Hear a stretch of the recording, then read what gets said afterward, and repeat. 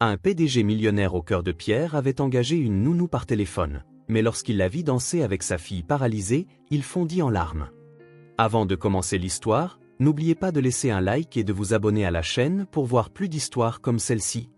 Le bureau en acajou luisait sous les dures lumières fluorescentes du 52e étage, reflétant les yeux gris acier de Richard Blackwood alors qu'il contemplait son empire technologique s'étalant sur la ligne d'horizon de Boston. À 42 ans, il imposait le respect par la précision, chaque réunion programmée à la minute près, chaque décision calculée, chaque émotion enfouie sous des couches d'armure professionnelle. « Monsieur, les rapports trimestriels sont prêts pour votre examen », annonça Margaret depuis l'embrasure de la porte, sa voix perçant à peine la forteresse de silence qu'il avait érigée autour de lui. Elle travaillait à ses côtés depuis 15 ans, témoin de sa transformation d'un chaleureux père de famille en cet architecte froid du succès. Richard hocha la tête sans lever les yeux, ses doigts dansant sur des feuilles de calcul qui signifiaient tout et rien à la fois. 2 ans s'étaient écoulés depuis l'accident qui avait brisé bien plus que des os et des moelles épinières, il avait gelé son cœur, le rendant de pierre. La montée en ascenseur jusqu'à son Penthouse semblait éternelle, chaque étage marquant une nouvelle strate de responsabilité qu'il portait seul. Son manoir se dressait comme un monument à sa douleur, ses couloirs immaculés résonnant de souvenirs qu'il refusait de reconnaître. Dans l'aile médicale qu'il avait fait construire, Emma, 7 ans, était assise, immobile dans son fauteuil roulant, regardant à travers des fenêtres blindées un monde qu'elle ne pouvait plus parcourir en courant. Ses jambes, autrefois assez fortes pour bondir sur les scènes de ballet, reposaient maintenant, inertes, sous des couvertures de créateurs. « Comment s'est passée l'école aujourd'hui » demanda Richard, sa voix d'une distance professionnelle, même avec sa propre fille. Le silence d'Emma en disait long. Elle avait cessé de répondre des semaines auparavant, se repliant sur elle-même tout comme il s'était réfugié dans le travail. Alors que la nuit tombait sur Boston, Richard regardait Emma dormir, sa respiration étant le seul son dans leur maison aux allures de tombeau. Quelque part sous son extérieur glacial, l'amour brûlait comme un feu prisonnier, désespéré de se libérer mais terrifié par la vulnérabilité qu'il entraînerait. Le poids des responsabilités du lendemain pesait sur sa poitrine alors qu'il fermait sa porte, ignorant que le changement appelait déjà sur le téléphone de Margaret, prêt à faire voler en éclats son monde parfaitement contrôlé.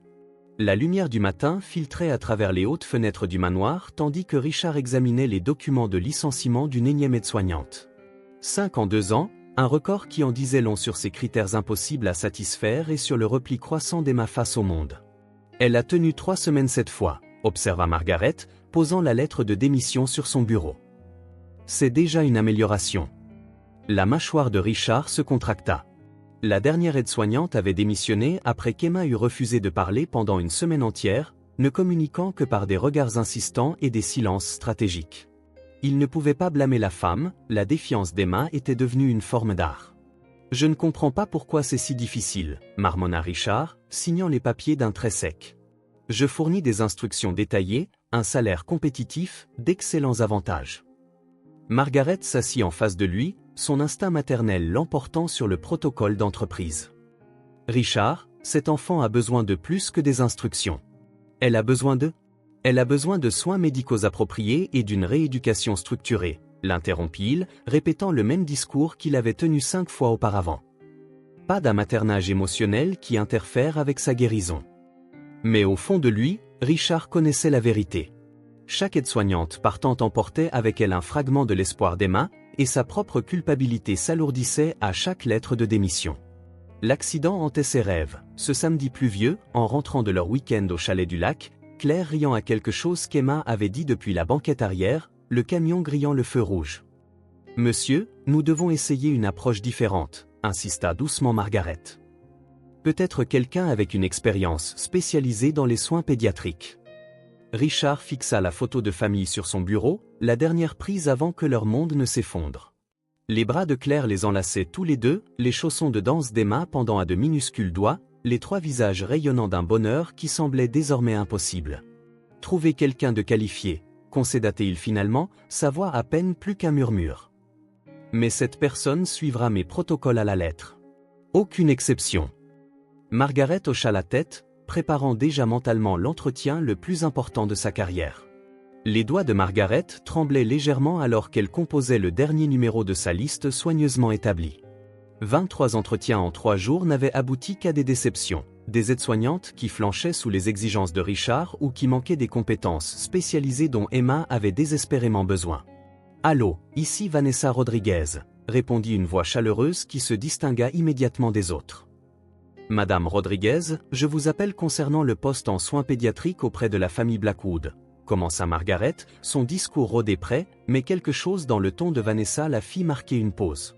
« Parlez-moi d'Emma », dit simplement Vanessa, court-circuitant les habituelles négociations salariales et discussions d'horaires qui avaient dominé les appels précédents. Margaret se surprit à décrire non seulement les besoins médicaux d'Emma, mais aussi la petite fille qui pirouettait autrefois dans ces mêmes couloirs, qui remplissait jadis le manoir de rire et de musique. Tandis qu'elle parlait, elle entendit Vanessa prendre des notes, pas seulement des détails médicaux, mais aussi émotionnels. « J'ai mon diplôme d'infirmière avec une spécialisation en rééducation pédiatrique », expliqua Vanessa, mais plus important encore, je comprends que la guérison implique plus que le simple corps. Ma mère était kinésithérapeute et m'a appris que l'espoir peut être aussi puissant que n'importe quel médicament.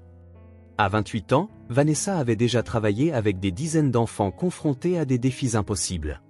Sa voix portait une confiance qui n'était pas arrogante, mais ancrée dans une expérience et une compassion authentiques. Monsieur Blackwood est très particulier concernant les protocoles, avertit prudemment Margaret. Je respecte le besoin de structure, répondit Vanessa, mais au sein de cette structure, il y a généralement de la place pour de petits miracles. Le cœur de Margaret s'accéléra. C'était différent. C'était ce dont Emma avait besoin. Quand pouvez-vous commencer ? Demanda-t-elle, prenant la décision que Richard lui avait confiée sans le savoir. 3 heures plus tard, Vanessa Rodriguez franchissait la porte d'entrée du manoir Blackwood, son sac d'infirmière dans une main et un étui à guitare dans l'autre, prête à défier la forteresse de silence qui avait emprisonné une famille brisée. Le manuel relié de cuir de Richard atterrit sur le comptoir de marbre de la cuisine avec le poids de commandement gravé dans la pierre. 47 pages de procédures, d'horaires et de protocoles médicaux méticuleusement documentés qu'il avait mis des mois à perfectionner. Les séances de kinésithérapie commencent à 9h15 précises, expliqua-t-il à Vanessa, son doigt traçant le planning plastifié. Les exercices du docteur Harrison doivent être suivis exactement comme prescrit. Aucune déviation, aucune interprétation créative. Vanessa hocha la tête respectueusement, bien que ses yeux dérivassent occasionnellement vers le salon où Emma était assise, immobile dans son fauteuil roulant, fixant le vide. La fillette de 7 ans n'avait pas accusé réception de la présence de la nouvelle aide-soignante au-delà d'un unique regard scrutateur. Les heures des repas ne sont pas négociables, continua Richard, sa voix devenant plus rigide à chaque règle. Les besoins nutritionnels d'Emma sont calculés pour soutenir sa guérison. Pas de grignotage entre les heures prévues. Aucune exception pour les préférences. Et la musicothérapie ? Demanda prudemment Vanessa, notant l'absence totale de toute chose créative dans le volumineux manuel. De nombreux programmes de rééducation pédiatrique la trouvent bénéfique. Emma doit se concentrer sur la récupération de ses fonctions, pas sur le divertissement, la coupa sèchement Richard. Le docteur Harrison a été très clair sur le fait d'éviter les distractions de ses objectifs de kinésithérapie. L'œil exercé de Vanessa décela quelque chose que Richard avait manqué. Un petit lecteur de musique rapidement glissé sous le coussin du fauteuil roulant d'Emma, le cordon de ses écouteurs à peine visible. Les doigts de la petite fille tapotaient inconsciemment contre son attelle de jambes, suivant un rythme qu'elle seule pouvait entendre. Bien sûr, Monsieur Blackwood, acquiesça Vanessa, archivant cette information cruciale. Je suivrai vos protocoles à la lettre. Ce soir-là, alors que Richard travaillait tard dans son bureau, Vanessa observa le rituel du dîner depuis l'embrasure de la cuisine. Père et fille étaient assis aux extrémités opposées d'une table conçue pour 12 personnes, mangeant dans un silence si complet qu'il en était oppressant. Emma picorait son repas médicalement approuvé tandis que l'attention de Richard restait fixée sur sa tablette, passant en revue les réunions du lendemain. Quand Emma se dirigea vers son lit dans son fauteuil roulant sans qu'un seul mot n'ait été échangé, Vanessa se fit une promesse silencieuse. Au sein de ces règles rigides, elle trouverait des failles où l'espoir pourrait grandir. La salle de kinésithérapie avait été conçue avec une précision clinique. Barres parallèles, tapis d'exercice et équipement médical disposés comme des instruments dans une salle d'opération. Mais lors de son 3e jour, Vanessa apporta un ajout subtil à la routine approuvée par Richard. Essayons ces exercices de renforcement des bras, suggéra-t-elle à Emma, qui abordait la thérapie avec l'enthousiasme de quelqu'un confronté à une chirurgie dentaire. Le docteur Harrison veut 15 répétitions, n'est-ce pas ? Emma hocha la tête à contre-cœur, commençant les mouvements mécaniques qui étaient devenus sa condamnation. À mi-séance, Vanessa attrapa nonchalamment une petite enceinte Bluetooth qu'elle avait cachée dans son sac de thérapie. De la musique classique commença à flotter doucement dans la pièce. Le lac des cygnes de Tchaïkovski, la même œuvre qui avait autrefois rempli cette maison du son de petits pieds s'exerçant au grand jeté. Les mouvements d'Emma faiblirent, ses yeux, vides depuis des semaines, s'illuminèrent soudain de reconnaissance. « Ceci est toujours de la thérapie », dit doucement Vanessa, notant le changement immédiat dans la posture d'Emma. « Nous donnons simplement à tes muscles quelque chose de beau avec quoi bouger. » Pour la première fois depuis l'accident, Emma termina ses exercices sans se plaindre. Plus important encore, Vanessa l'a surpris à fredonner, à peine audible mais indubitablement là. Ce soir-là, alors que Vanessa aidait Emma à se préparer pour le lit, elle découvrit le lecteur de musique caché qu'elle avait repéré quelques jours plus tôt. « Tu adorais danser, n'est-ce pas ?» demanda doucement Vanessa, examinant l'appareil rempli de spectacles de ballet et de compositions classiques. Les doigts d'Emma se resserrèrent autour du lecteur, la peur traversant son visage, la peur de se voir retirer ce dernier lien avec son ancien moi. « Ton secret est en sécurité avec moi », murmura doucement Vanessa, remettant l'appareil sous l'oreiller d'Emma. « Mais peut-être que demain, nous pourrions écouter ensemble pendant la thérapie. Je pense que ta maman voudrait que tu continues à danser, même si c'est différent maintenant. » Les premiers mots d'Emma en 3 semaines vinrent comme un murmure, elle disait que danser, c'était voler avec les pieds sur terre. Vanessa sourit, bordant Emma. Demain, elle montrerait à cette courageuse petite fille que parfois, on pouvait voler même quand ses pieds ne pouvaient plus du tout toucher le sol. La réunion de fusion annulée aurait dû être le premier indice pour Richard que le destin orchestrait quelque chose qui échappait à son contrôle. Son chauffeur venait à peine de s'engager dans l'allée circulaire quand le son le stoppa net, des rires. Les rires d'Emma, vifs et authentiques, résonnant depuis la salle de thérapie comme une musique qu'il avait oubliée. Richard se dirigea vers le son comme attiré par un chant de sirène, sa mallette oubliée dans le hall d'entrée. À travers la porte entr'ouverte, il fut témoin de quelque chose qui défiait chaque protocole médical qu'il avait mémorisé et chaque peur qu'il avait nourrie. Vanessa se tenait derrière le fauteuil roulant d'Emma, ses bras puissants soulevant doucement la fillette de 7 ans. Les jambes d'Emma, affaiblies mais non sans vie, supportaient son poids avec la guidance attentive de Vanessa. Ensemble, elles se balançaient sur le clair de lune de Debussy, les bras d'Emma enroulés autour du cou de Vanessa, son visage rayonnant d'une joie que Richard n'avait pas vue depuis avant l'accident. « Et tourne », murmura Vanessa, soutenant Emma alors qu'elle décrivait un cercle lent et prudent. Sens comme les muscles de ton dos travaillent. C'est de la thérapie déguisée en magie. Emma gloussa, réellement gloussa, alors qu'elle tournait. J'ai l'impression de flotter. La main de Richard agrippa si fort le cadre de la porte que ses jointures blanchirent. Des larmes qu'il s'était interdites pendant 2 ans creusèrent soudain des sillons chauds sur ses joues. C'était sa fille, pas l'enfant brisée et silencieuse qui avait hanté sa maison, mais l'Emma qui avait autrefois rempli chaque pièce de musique et de mouvement. L'instant s'étira comme une note suspendue jusqu'à ce qu'Emma l'aperçoive par-dessus l'épaule de Vanessa. « Papa !» Vanessa se tourna lentement, Emma toujours dans ses bras, son visage passant immédiatement de la joie à la résignation. Elle avait été surprise en train d'enfreindre toutes les règles du manuel sacré de Richard et s'attendait pleinement à être renvoyée sur le champ. Mais Richard ne pouvait pas parler. Il se tenait, figé dans l'embrasure de la porte, regardant le visage de sa fille passer par la confusion, la peur, et finalement un espoir fragile que peut-être, juste peut-être, ce moment magnifique ne serait pas détruit par son besoin rigide de contrôle. La musique continuait de jouer, emplissant le silence de possibilités qu'aucun des 2 adultes n'avait osé imaginer. L'air matinal crépitait de tension tandis que Richard arpentait son bureau, le manuel ouvert devant lui comme une pièce à conviction dans un procès. Vanessa était assise en face de son bureau, les mains calmement jointes sur ses genoux, malgré la tempête qui couvait dans ses yeux gris. « Vous avez délibérément enfreint le protocole », commença Richard, sa voix contrôlée mais dangereuse. Emma aurait pu être blessée. Sa colonne vertébrale est encore en guérison. Sa force musculaire est compromise. Ce que vous avez fait était imprudent. Et documenté, interrompit doucement Vanessa, faisant glisser un journal en cuir sur la surface en acajou. Chaque mouvement, chaque exercice, chaque amélioration. Les accusations de Richard faiblirent alors qu'il ouvrait le journal. Des pages de notes méticuleuses détaillaient les progrès d'Emma, force abdominale accrue, posture améliorée, coordination renforcée. Des graphiques suivaient son amplitude de mouvement, des photographies montraient les techniques de soutien appropriées, et même des références médicales citaient les avantages de la musicothérapie en rééducation pédiatrique.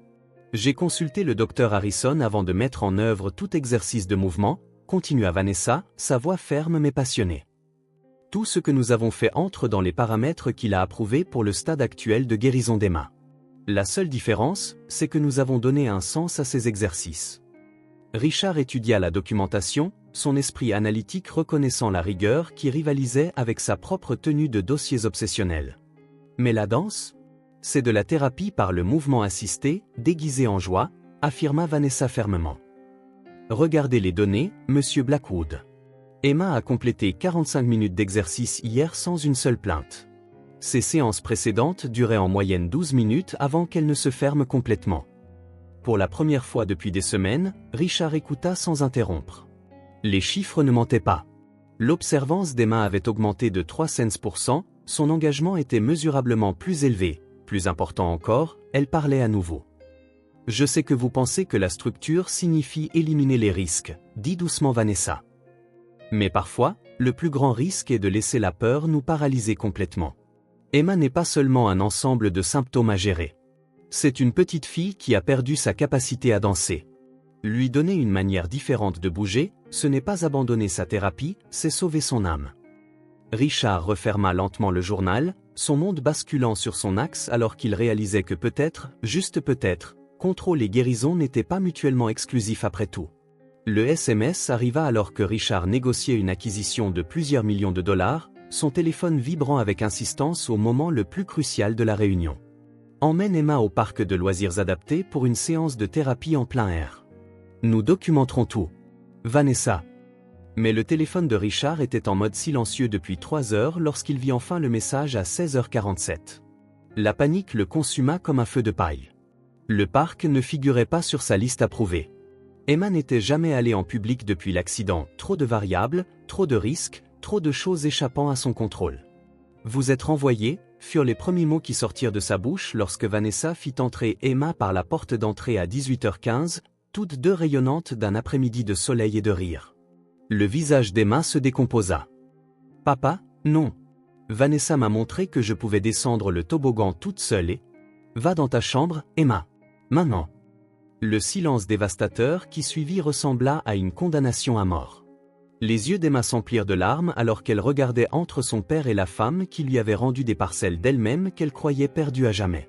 « Monsieur Blackwood, s'il vous plaît, laissez-moi vous expliquer. » Commença Vanessa. « Vous avez emmené ma fille sans autorisation. » Fin de la discussion. En moins d'une heure, les affaires de Vanessa étaient faites et elle était partie, ne laissant derrière elle que ses rapports de progrès méticuleusement documentés et une maison qui sembla soudain plus froide que jamais. La semaine suivante devint l'enfer personnel de Richard. Emma se replia sur elle-même plus profondément que jamais, refusant la thérapie, mangeant à peine, ne communiquant que par des regards hostiles. Les jouets coûteux restaient intacts, les encouragements doux tombaient dans l'oreille d'une sourde. La 7e nuit, les sanglots d'Emma réveillèrent Richard à 2h30 du matin. Ses jambes étaient bloquées par des spasmes musculaires douloureux, ses médicaments habituels inefficaces contre la tension induite par l'anxiété. Les instructions du médecin de garde par téléphone n'apportèrent aucun soulagement. À 3h du matin, Emma hyperventilait entre des cris de douleur, et Richard dut affronter une terrifiante vérité. Il était totalement impuissant à aider sa propre fille. Les mains tremblantes, il composa le numéro de Vanessa, priant pour qu'elle réponde et les sauve tous les deux de son erreur catastrophique. « S'il te plaît ?» La voix de Richard se brisa au téléphone à 3h17 du matin, son sang-froid complètement volé en éclats. « Je ne sais pas quoi faire. Elle souffre tellement. » Vanessa répondit à la première sonnerie, instantanément alerte. En arrière-plan, elle pouvait entendre les cris de détresse d'Emma, chaque son lui transperçant le cœur comme une lame. « A-t-elle des spasmes musculaires ?» demanda Vanessa, attrapant déjà ses clés de voiture. « Oui, mais les médicaments ne fonctionnent pas. Le médecin a dit de la surveiller, mais son état empire au lieu de s'améliorer. J'ai tout essayé ce qui est dans le manuel et... » « Richard, écoute-moi attentivement, » l'interrompit Vanessa, sa formation d'infirmière prenant le dessus. « Ce n'est pas seulement une douleur physique. C'est l'anxiété qui se manifeste à travers son corps. Va dans sa chambre et mets-moi sur haut-parleur. » Richard trébucha à travers les couloirs sombres du manoir, trouvant Emma recroquevillée dans son lit, son petit corps rigide de douleur et de peur. « Emma, ma chérie, c'est Vanessa », fit la voix familière à travers le téléphone. « Tu m'entends » Le cri d'Emma s'adoucit légèrement à ce son. « J'ai besoin que tu respires avec moi, d'accord ? Inspire par le nez, expire par la bouche. Ton papa va t'aider. » Vanessa les guida à travers des techniques de respiration spécialisées, sa voix calme et rassurante malgré les 20 minutes qui les séparaient. Mais quand l'état d'Emma ne s'améliora pas après 15 minutes, la voix de Richard devint désespérée. « Vanessa, s'il te plaît, je t'en supplie, viens ici. Je ne peux pas. Je ne peux pas l'aider comme tu le peux. » Cet aveu lui coûta tout, sa fierté, son illusion de contrôle, les murs qu'il avait si soigneusement érigés. Mais Emma avait besoin de plus que son amour, elle avait besoin de l'expertise de Vanessa et du lien émotionnel qu'il avait stupidement rompu. 20 minutes plus tard, Vanessa fit irruption par la porte d'entrée, où elle avait toujours les clés ou se précipitant à l'étage pour trouver Richard tenant Emma pendant que des larmes coulaient sur son visage. En quelques minutes, Vanessa avait régulé la respiration d'Emma et détendu ses muscles grâce à une thérapie ciblée par point de pression et à des exercices de mouvement doux qui ne figuraient dans aucun manuel. Il venait de son cœur. Alors qu'Emma s'endormait enfin, Richard réalisa que sauver sa fille signifiait renoncer à son besoin de tout contrôler et de contrôler tout le monde autour d'eux.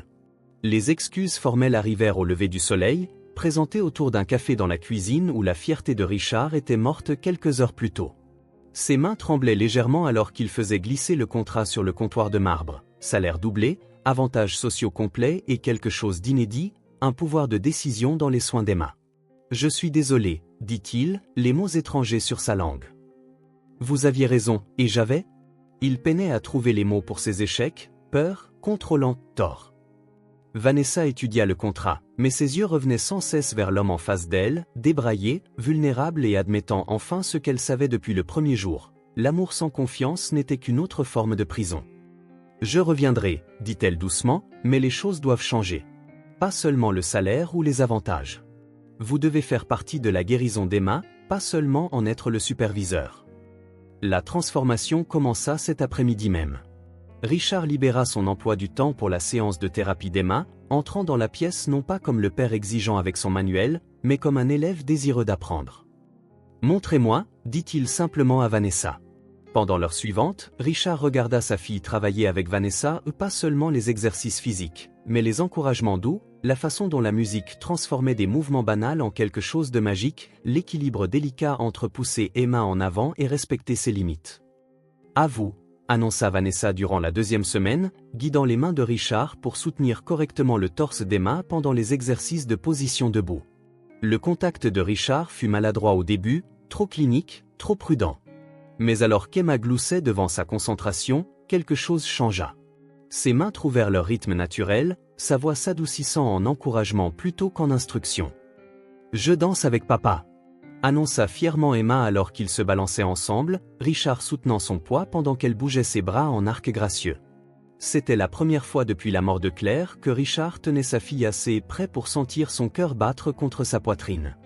Le moment ne dura que quelques minutes, mais il réécrivit tout ce qu'il pensait savoir sur la force, le contrôle et le courage requis pour laisser l'amour mener. Cette nuit-là, Emma s'endormit en leur tenant les mains à tous les deux. La demande vint un mardi matin, si discrètement que Richard faillit ne pas l'entendre. Emma finissait son petit déjeuner quand elle leva les yeux de son fauteuil roulant et demanda « Papa, est-ce que je peux voir des photos de maman ?» La question frappa Richard comme un coup physique. Pendant 2 ans, il avait enfermé tout ce qui lui rappelait Claire, albums photos, vidéos de famille, même les photos de bébé d'Emma où le sourire radieux de Claire dominait chaque cliché. Les souvenirs étaient trop vifs, trop dangereux pour son armure émotionnelle soigneusement construite. Peut-être plus tard, ma chérie. Il esquiva automatiquement la même réponse qu'il avait donnée des dizaines de fois auparavant. Mais Vanessa, qui organisait l'emploi du temps thérapeutique d'Emma à proximité, leva les yeux de ses notes. En fait, cela semble être une merveilleuse idée. Les souvenirs peuvent aussi être un puissant remède. La mâchoire de Richard se contracta. Je ne pense pas que ce soit approprié pour sa guérison en ce moment. Avec respect, Monsieur Blackwood, dit Vanessa doucement mais fermement, Emma ne se remet pas seulement d'une blessure physique. Elle fait le deuil de sa mère et de la vie qu'elle avait avant. Prétendre que Claire n'a jamais existé ne la protège pas, cela l'empêche de guérir complètement. Les yeux d'Emma passaient des adultes à elle, l'espoir et la peur se livrent en bataille sur son jeune visage. « S'il te plaît, papa. Je promets que je ne pleurerai pas. » Cette promesse brisa le cœur de Richard, car il réalisa qu'Emma pensait que son chagrin était un autre fardeau qu'elle devait porter seule, une autre émotion qu'elle devait supprimer pour lui faciliter la vie.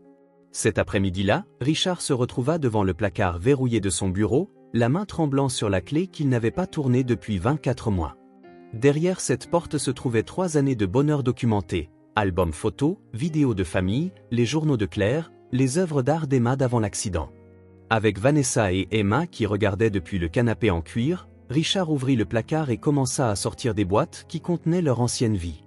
Le premier album montrait Claire enceinte d'Emma, ses mains protectrices autour de son ventre arrondi tandis que Richard lui embrassait la joue. « Maman était belle », murmura Emma, touchant la photographie recouverte de plastique avec des doigts respectueux. Page après page, ils reconstituèrent leur histoire familiale. Claire apprenant à bébé Emma à taper dans ses mains, les premiers pas d'Emma capturés dans une vidéo floue mais précieuse, les fêtes d'anniversaire, les matins de vacances, les dimanches après-midi paresseux dans le jardin où Claire lisait des histoires pendant qu'Emma jouait dans l'herbe. Puis Vanessa découvrit quelque chose qui changea tout, une carte mémoire intitulée « Cours de danse d'Emma 3 à 5 ans de l'écriture soignée de Claire ».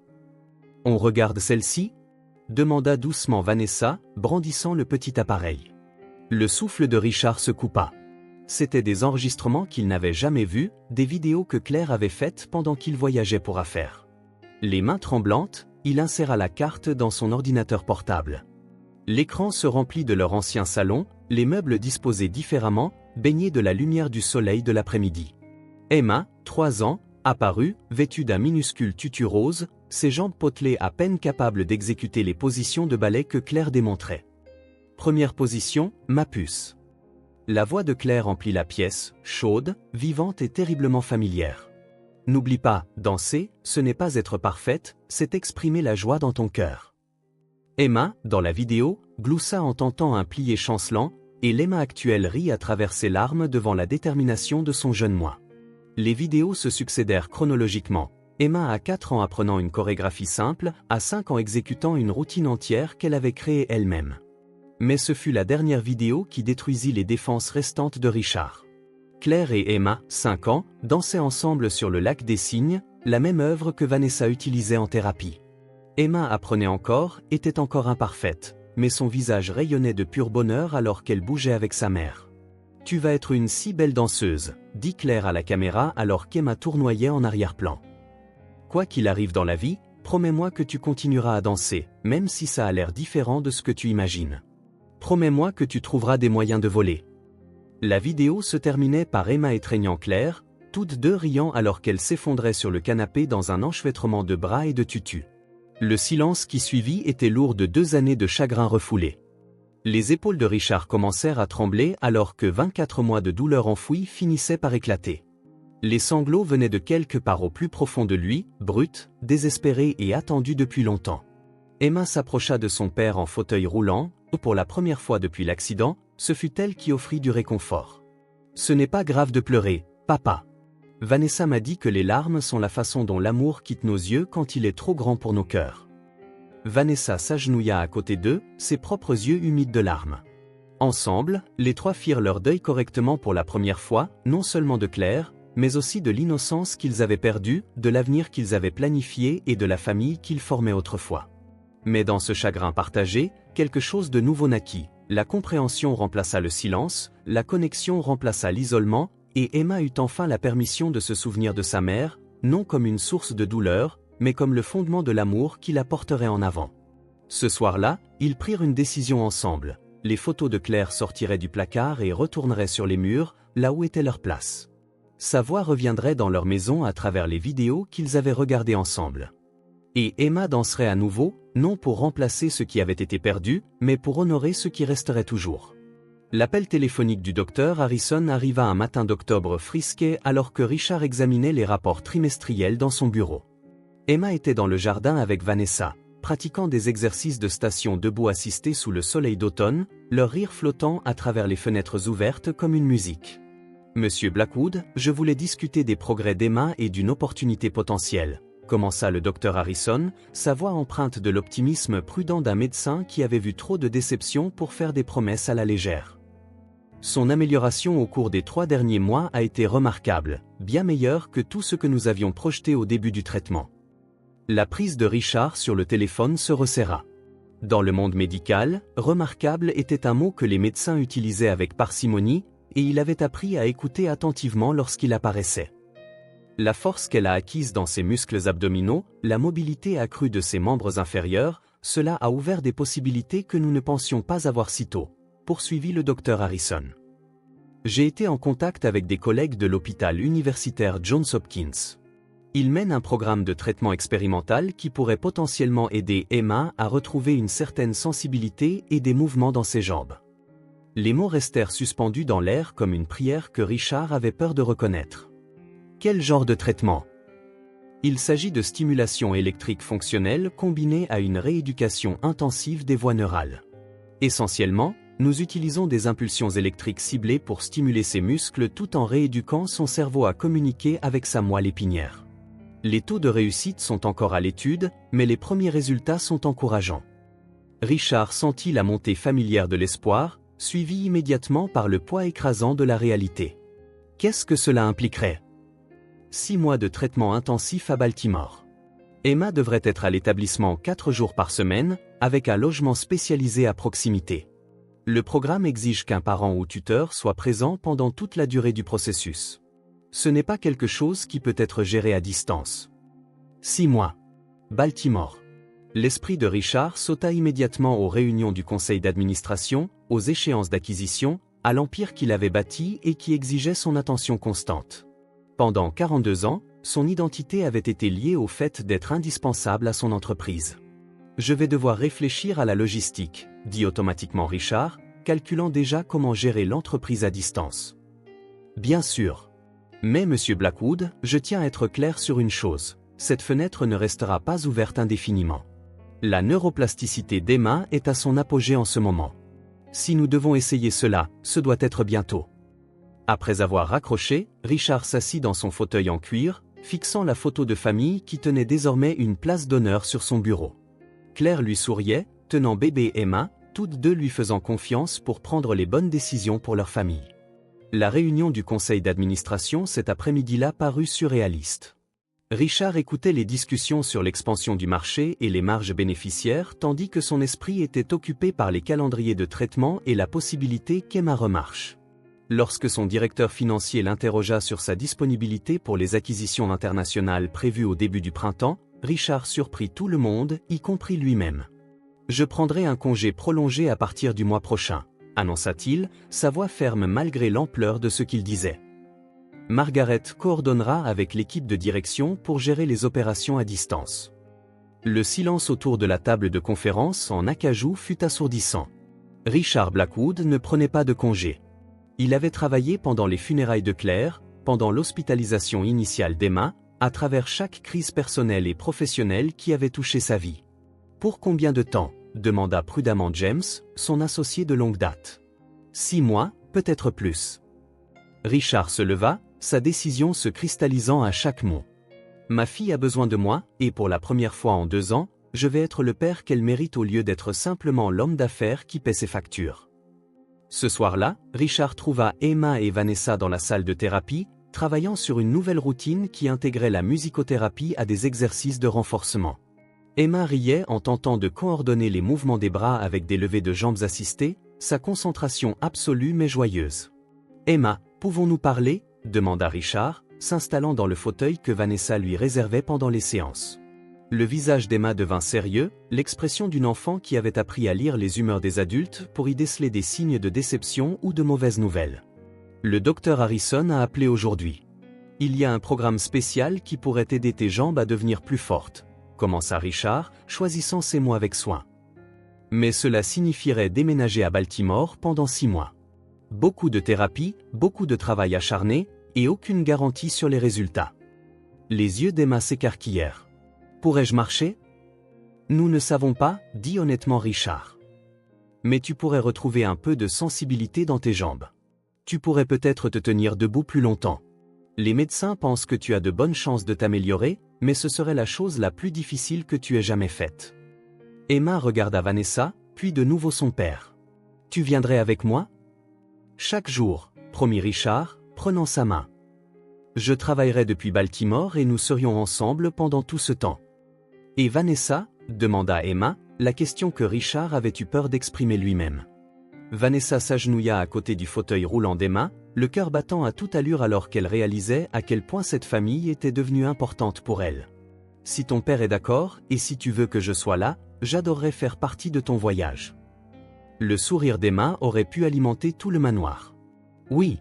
Je veux essayer. Je veux danser à nouveau, même si c'est différent d'avant. Richard regarda ces deux femmes remarquables qui lui avaient appris que l'amour ne consistait pas à contrôler, mais à être présent jour après jour pour les personnes qui comptaient le plus. Alors, nous allons à Baltimore. Tous les trois.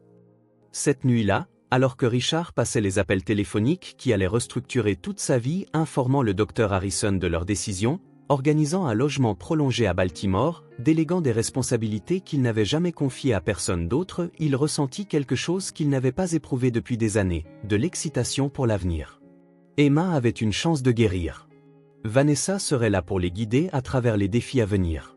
Et pour la première fois depuis la mort de Claire, Richard choisissait sa famille plutôt que sa peur. L'homme d'affaires qui avait bâti un empire était enfin prêt à construire quelque chose de plus important, une vie qui valait la peine d'être vécue. L'appartement meublé de Charles Street semblait incroyablement petit après le vaste manoir de Boston, mais il bourdonnait d'une énergie qui avait manqué à leur vie pendant des années. Richard se tenait à la fenêtre de la cuisine, observant l'heure de pointe matinale de Baltimore tout en se préparant mentalement à la première évaluation complète d'Emma à Johns Hopkins. En seulement 3 semaines, leur monde entier avait basculé, et pourtant, cela ressemblait plus à un foyer que n'importe quel endroit où ils avaient vécu depuis la mort de Claire. « Papa, je ne trouve pas mes chaussettes porte-bonheur », appela Emma depuis sa chambre temporaire, où Vanessa l'aidait à se préparer pour ce qui serait le rendez-vous médical le plus important de sa jeune vie. « Celle avec les ours qui dansent », répondit Richard, étonné de voir à quel point ces conversations domestiques étaient devenues naturelles. À Boston, leurs interactions avaient été programmées, formelles, filtrées par des aides-soignantes et des protocoles. Ici, la nécessité avait fait tomber les barrières qui les avaient maintenus étrangers dans leur propre maison. « Trouvé », annonça Vanessa, sortant de la chambre avec Emma fraîchement habillée et rayonnant d'une excitation nerveuse. Quelqu'un les avait cachés dans son sac de thérapie. Richard sourit, se souvenant comment il avait rangé les chaussettes la veille au soir après qu'Emma eut mentionné qu'elle lui donnait du courage.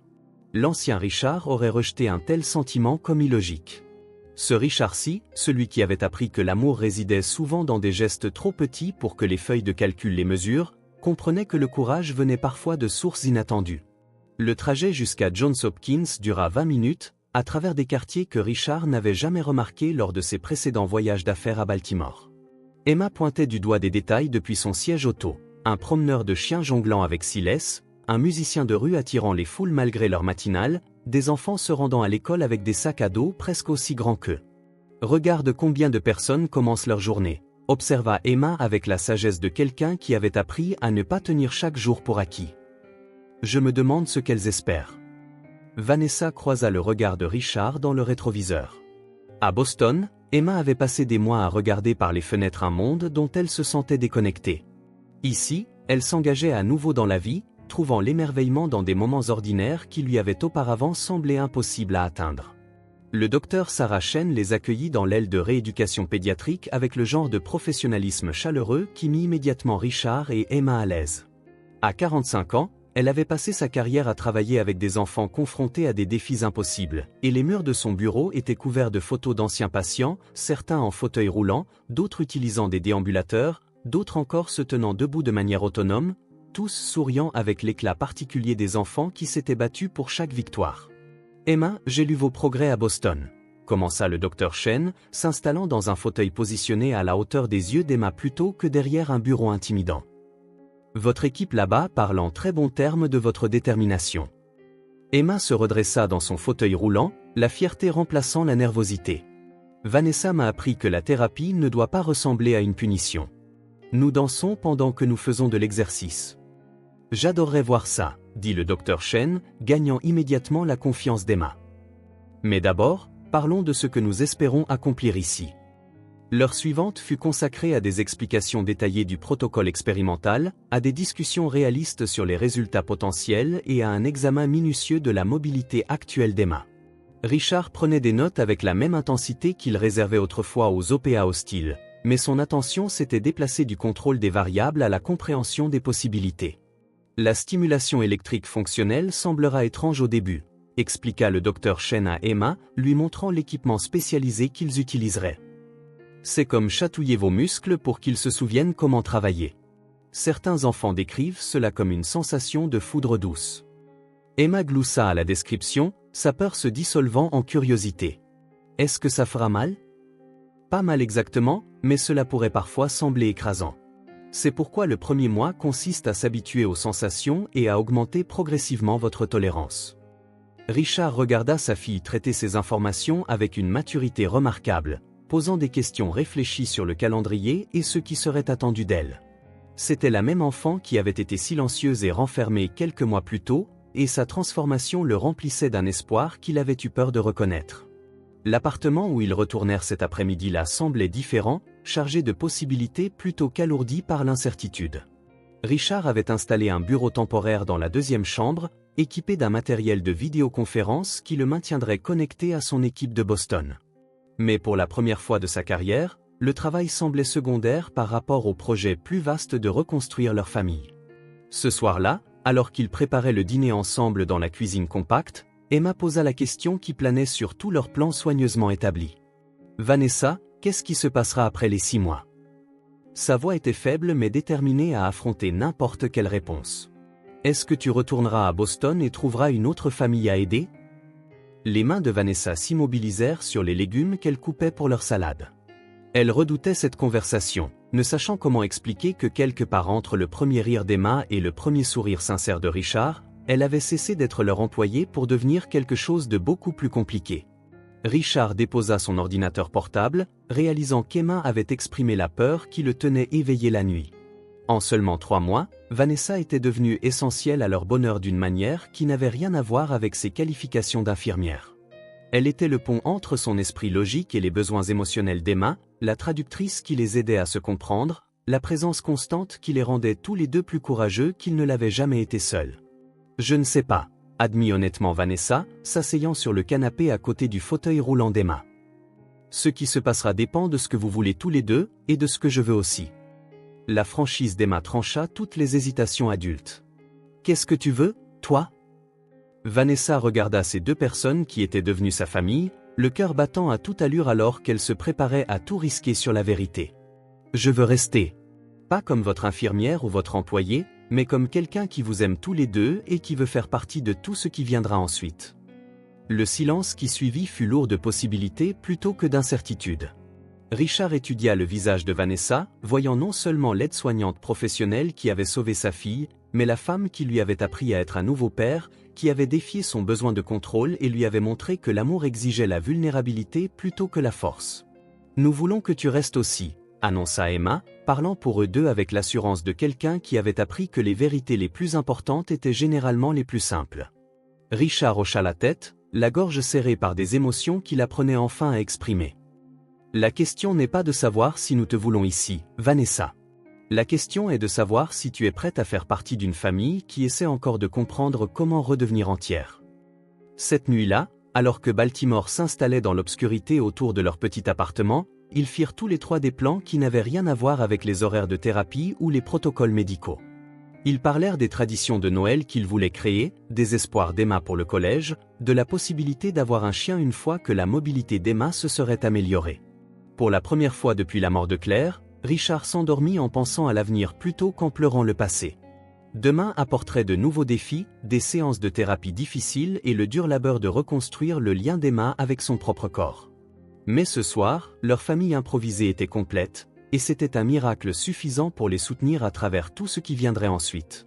Les chaussettes porte-bonheur d'Emma étaient soigneusement placées sur la commode, prêtes pour une autre journée à espérer l'impossible et à croire que cela pourrait bien être apporté demain. 4 mois après le début du programme à Johns Hopkins, Emma avait surpris tout le monde, y compris elle-même. Les traitements de stimulation électrique qui lui avaient initialement semblé accablants étaient désormais routiniers, et ses jambes avaient commencé à réagir d'une manière qui défiait même les projections prudemment optimistes du docteur Chen.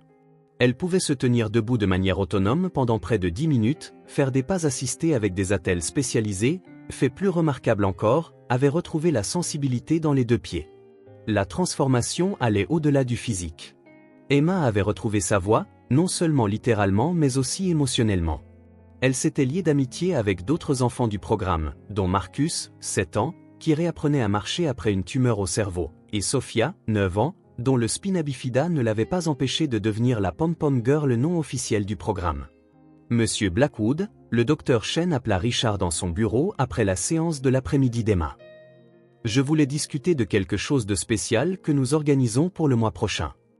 Richard leva les yeux de son ordinateur portable où il jonglait entre les rapports trimestriels et l'emploi du temps thérapeutique d'Emma.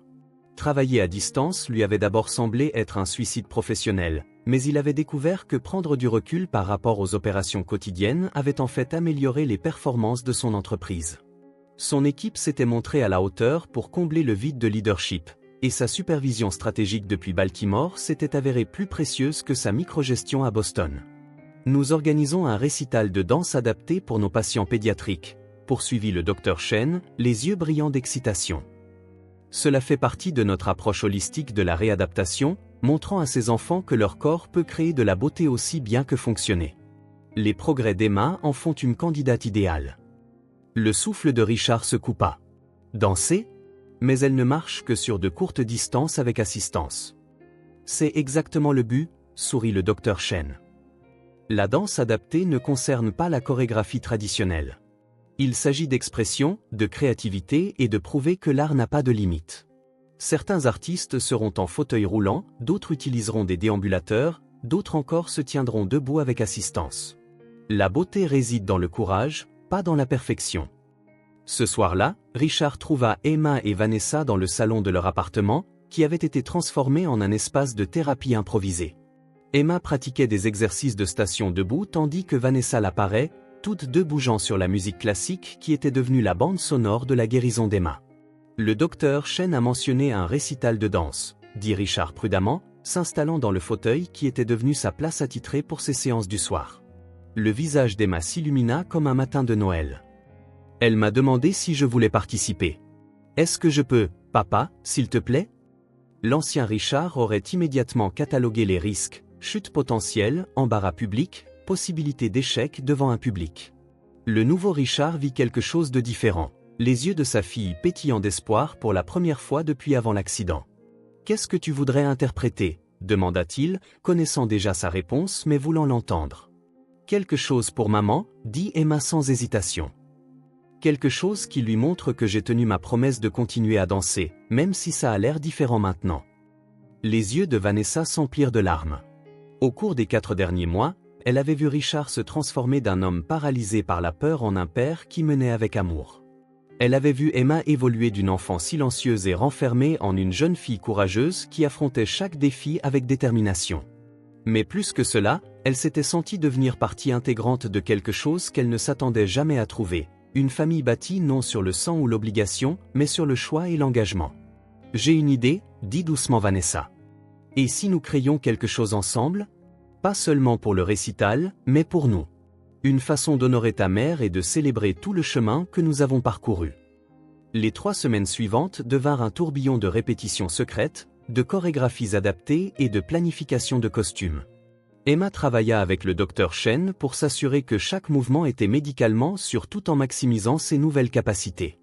Vanessa fit des recherches sur les techniques de danse adaptées, collaborant avec le musicothérapeute de l'hôpital pour créer une performance qui mettrait en valeur les progrès d'Emma sans la pousser au-delà de ses limites. Richard se retrouva impliqué d'une manière qu'il n'aurait jamais imaginée, aidant à concevoir un costume qui s'adapterait aux attelles d'Emma, enregistrant des mixages musicaux correspondant à ses capacités de mouvement, apprenant même des techniques de parade de base pour pouvoir la soutenir lors de séquences plus difficiles. La veille du récital, Emma ne parvenait pas à dormir. Elle était allongée dans son lit, fixant le plafond de leur maison temporaire, son esprit tourbillonnant d'excitation et de terreur à parts égales. « Papa » appela-t-elle doucement. Richard apparut dans l'embrasure de sa porte en quelques secondes, comme il l'avait fait chaque nuit depuis leur arrivée à Baltimore. « Tu n'arrives pas à dormir, ma chérie ? Et si je tombe demain? Et si je n'arrive pas à faire la routine? Et si tout le monde voit que je suis toujours cassé? Richard s'assit sur le bord de son lit, le cœur brisé pour cette fillette de 8 ans qui avait été forcée de porter des peurs si adultes. Emma, tu n'es pas cassée. Tu es différente de ce que tu étais avant l'accident, mais tu n'es pas cassée. Tu es l'une des personnes les plus courageuses que je connaisse. Mais si? Alors nous trouverons une solution ensemble, interrompit doucement Richard. Vanessa et moi serons là avec toi. Et si tu tombes, nous t'aiderons à te relever. Et si tu ne peux pas finir la routine, nous serons fiers de toi d'avoir essayé. Tu ne pourras jamais nous décevoir demain, car tu nous as déjà donné plus que nous n'aurions jamais osé rêver. Emma resta silencieuse un long moment. Papa, tu crois que maman serait fière? La gorge de Richard se serra d'émotion, mais sa voix fut ferme lorsqu'il répondit, « Je pense que maman serait émerveillée par la jeune femme forte, déterminée et belle que tu es devenue. Je pense qu'elle serait fière que tu aies trouvé un moyen de continuer à danser, même quand tout a changé. Et je pense qu'elle adorerait savoir que tu as Vanessa pour t'aider à traverser les moments difficiles. » Le lendemain soir, l'auditorium de Johns Hopkins se remplit de familles, de personnel médical et de membres de la communauté venus assister à quelque chose d'extraordinaire. Richard était assis au premier rang, ses mains agrippant le programme qui annonçait la performance d'Emma, Danser avec les anges à la mémoire de Claire Blackwood. Lorsque les lumières s'éteignirent et qu'Emma apparut sur scène, le souffle de Richard s'arrêta net. Elle portait une robe lavande fluide qui bougeait magnifiquement même depuis son fauteuil roulant, et son visage rayonnait de la même joie dont il se souvenait avant l'accident. Vanessa se tenait à ses côtés, vêtue d'un bleu assorti, prête à soutenir Emma tout au long de la routine qu'elles avaient créée ensemble. La musique commença, un arrangement doux des Angèles de Sarah McLachlan qui montait lentement en puissance pour devenir triomphant. Emma commença la routine dans son fauteuil roulant, ses bras créant des motifs gracieux qui racontaient une histoire de perte et d'espoir. À mi-parcours, avec le soutien attentif de Vanessa, elle passa en position debout, ses jambes tremblant d'effort mais tenant bon. Ce qui suivit fut 3 minutes de pure magie. Emma se déplaçait avec des pas soutenus, ses bras flottant comme de l'eau, son visage rayonnant de joie et de détermination. Lorsqu'elle trébucha légèrement lors d'un tour, Vanessa fut là instantanément, incorporant le moment dans la chorégraphie si harmonieusement que cela parut intentionnel. La routine culmina avec Emma se tenant debout de manière autonome pendant 30 secondes, les bras levés vers le plafond, tandis que Vanessa s'agenouillait à ses côtés dans une pose qui parlait de protection et d'amour. La standing ovation dura 5 minutes. Richard pleura ouvertement, tout comme la plupart du public. Mais ce n'étaient pas des larmes de pitié ou de tristesse, c'étaient des larmes d'admiration devant une enfant qui avait refusé de laisser la tragédie définir ses limites. Après la représentation, alors qu'ils se rassemblaient en coulisses, Emma jeta ses bras autour de Richard et de Vanessa. « Tu as vu? J'ai dansé pour maman. » « Elle a vu, » murmura Richard, serrant sa fille contre lui. Et elle était si fière. Mais alors que la soirée touchait à sa fin et qu'ils se préparaient à retourner à leur appartement, Richard réalisa que quelque chose avait changé. En regardant Emma se produire, en voyant son courage et le dévouement de Vanessa, en étant témoin de la famille qu'ils étaient devenus, il comprit que leur temps à Baltimore ne concernait pas seulement le rétablissement physique d'Emma. Il s'agissait pour eux tous d'apprendre à construire quelque chose de nouveau à partir des morceaux de ce qu'ils avaient perdu. Cette nuit-là, après qu'Emma se fût endormie, serrant son programme et le bouquet de fleurs que le public lui avait offert, Richard trouva Vanessa sur leur petit balcon, contemplant la ligne d'horizon de Baltimore. « Merci », dit-il simplement, s'installant à côté d'elle dans le fauteuil qui était devenu le leur lors de ses conversations tranquilles du soir. « Pourquoi ? Pour nous avoir rendu nos vies. Pour nous avoir appris à être une famille à nouveau. Pour nous avoir aimés même quand nous ne savions pas comment nous aimer nous-mêmes. » Vanessa se tourna vers lui, ses yeux reflétant les lumières de la ville et quelque chose de plus profond. L'espoir, l'amour et le genre de contentement qui vient lorsqu'on trouve sa place. « Richard, » dit-elle doucement, son cœur battant à toute allure devant l'ampleur de ce qu'elle s'apprêtait à dire. « Ces 4 mois ont été les plus heureux de ma vie. Pas à cause des progrès d'Emma, bien que cela ait été incroyable, mais à cause de ce que nous sommes devenus ensemble. Je vous aime. Vous deux. Et je veux passer le reste de ma vie à faire partie de cette famille que nous avons créée. » La réponse de Richard vint sans hésitation, né de moi passer à regarder cette femme remarquable guérir sa fille et son propre cœur brisé. Je t'aime aussi. Plus que je ne pensais pouvoir aimer quelqu'un à nouveau. Et je veux construire un avenir avec toi. Pas parce qu'Emma a besoin de toi, bien que ce soit le cas, mais parce que je ne peux pas imaginer ma vie sans toi. Demain apporterait la phase finale du traitement d'Emma, des décisions concernant le retour à Boston et la logistique complexe de la construction d'une vie permanente ensemble. Mais ce soir, sur un petit balcon surplombant une ville qui leur avait redonné espoir, Richard Blackwood comprit enfin que les fondations les plus solides n'étaient pas construites sur le contrôle ou la peur, mais sur l'amour, la confiance et le courage de laisser les autres compter plus que sa propre sécurité. Le matin d'avril où ils retournèrent à Boston, ce fut comme entrer dans une vie entièrement différente. Le manoir qui avait autrefois ressemblé à un mausolée bourdonnait maintenant d'entrepreneurs, de peintres et du chaos joyeux de la rénovation. Richard avait passé le dernier mois à Baltimore à orchestrer non seulement la transition médicale d'Emma, mais aussi une transformation complète de la maison qui accueillerait leur nouveau départ. Fini les murs blancs stériles et les surfaces de marbre froide qui avaient reflété son chagrin pendant 2 ans.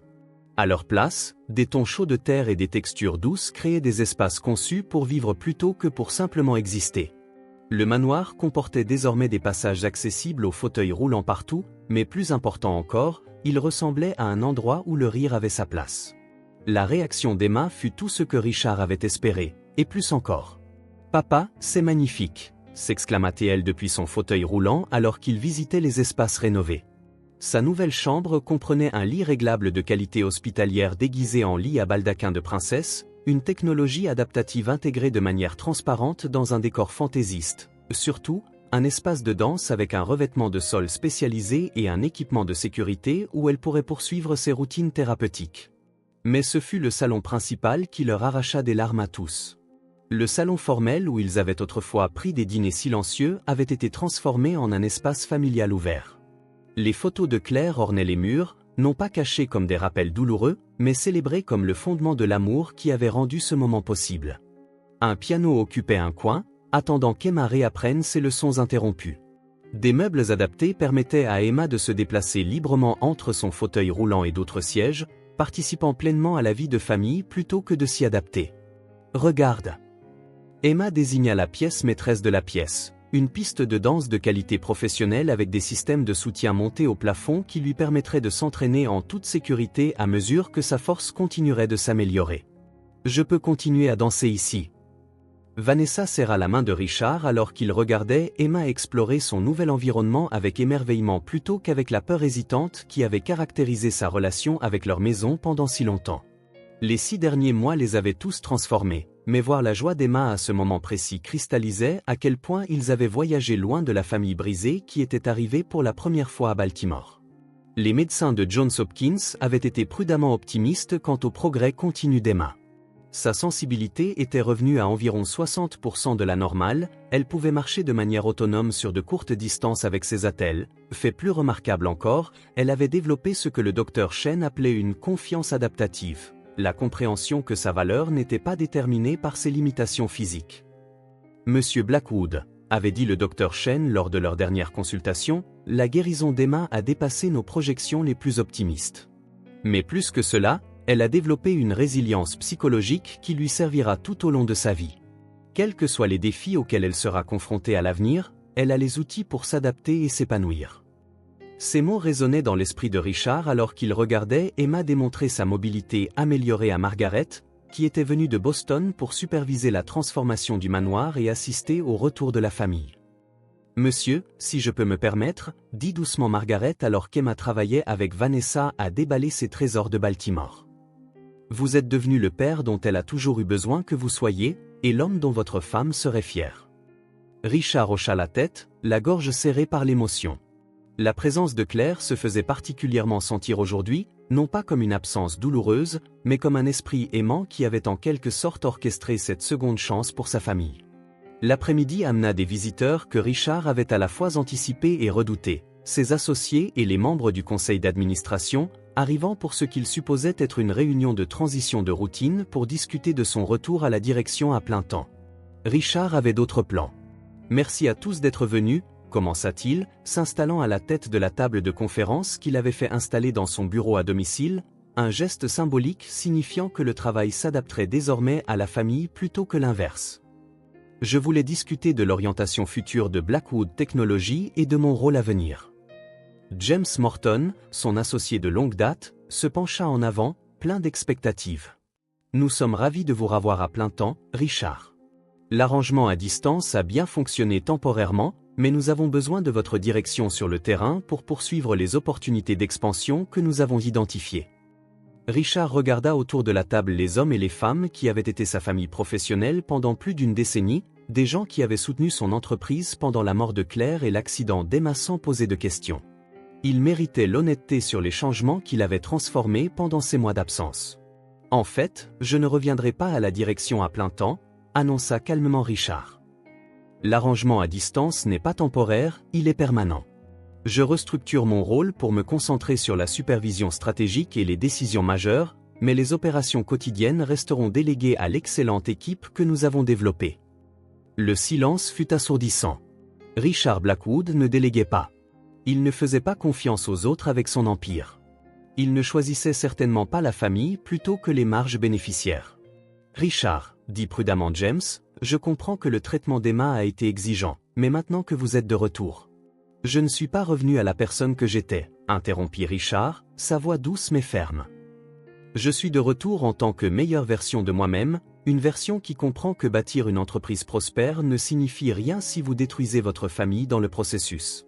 Emma a besoin que je sois présent, pas seulement physiquement, mais émotionnellement.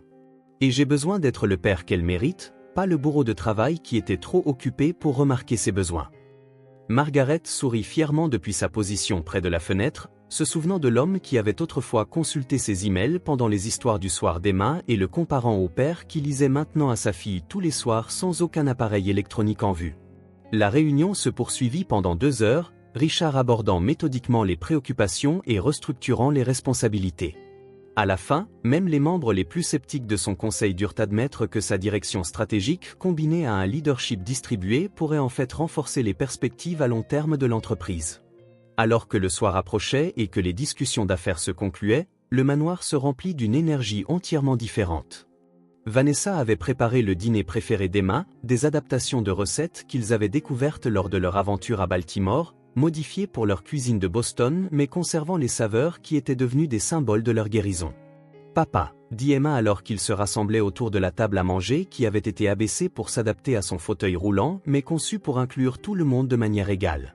« J'ai quelque chose d'important à te demander. » Richard et Vanessa échangèrent des regards, se demandant tous deux quelles questions profondes leur réfléchie fillette de 8 ans avait maintenant formulées. « Qu'est-ce que c'est, ma chérie ?» Le visage d'Emma devint sérieux sous le poids de sa demande. « Quand tu épouseras Vanessa, est-ce que je pourrai être la demoiselle d'honneur? Et est-ce qu'on pourra danser au mariage, même si ma danse est différente de celle de tout le monde ?» La question resta suspendue dans l'air comme une prière rendue audible. Richard sentit son cœur s'arrêter, puis redémarrer avec un rythme qui semblait englober tout ce qu'il y avait de bon et d'espoir dans leur avenir. « Emma, dit doucement Vanessa en s'agenouillant à côté de son fauteuil. Ton papa ne m'a pas encore demandé de l'épouser. » Les yeux d'Emma s'écarquillèrent d'horreur enfantine face à cet oubli. « Papa, tu dois lui demander correctement. Avec une bague et tout. » Richard rit, de ce rire profond et sincère qui était revenu dans sa vie en même temps que tout ce qu'Emma et Vanessa avaient restauré. « Tu as absolument raison.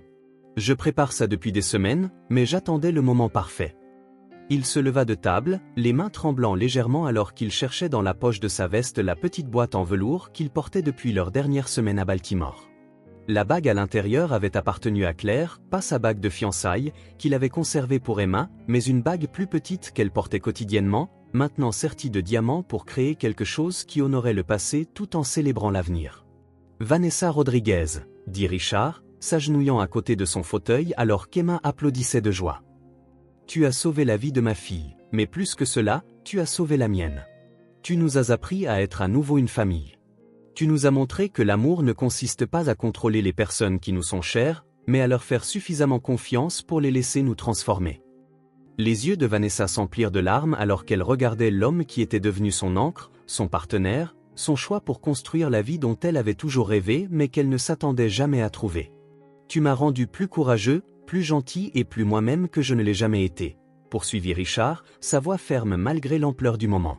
« Veux-tu m'épouser?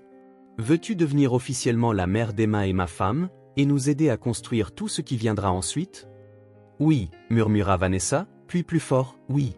Bien sûr, oui. » Alors que Richard lui glissait la bague au doigt, Emma applaudit depuis son fauteuil roulant, planifiant déjà les détails de la réception et les arrangements floraux avec l'enthousiasme de quelqu'un qui comprenait que les meilleures célébrations honoraient à la fois d'où l'on venait et où l'on allait.